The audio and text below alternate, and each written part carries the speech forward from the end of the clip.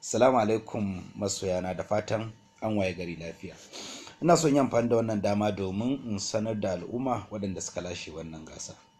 Ba wasu bane illa Arewa Exclusive, waɗanda suka yi posting a cikin wani account mai suna yaron mai ganga.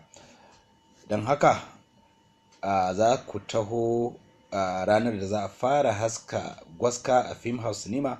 A nan zan miƙa muku kyautarku ta naira 100,000. Sannan na so in yi wa masoyana bayani akan irin waɗannan gasan da nake sakawa. Ba ina sa su bane don ina so in nuna wa mutane cewa ina da kuɗi ko wani abu.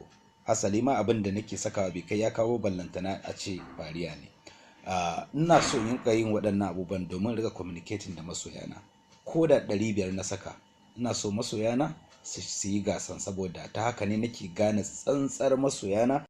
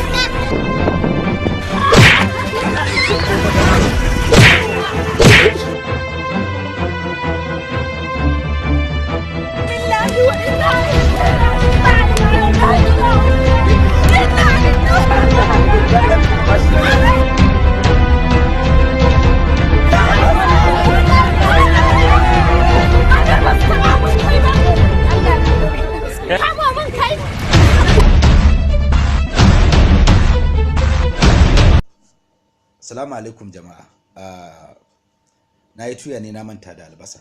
Ina so in yi amfani da wannan dama domin in yi godiya 100% ga dukkanin mutanen da suka yi participate a cikin wannan gasar da na saka na Gwaska Returns.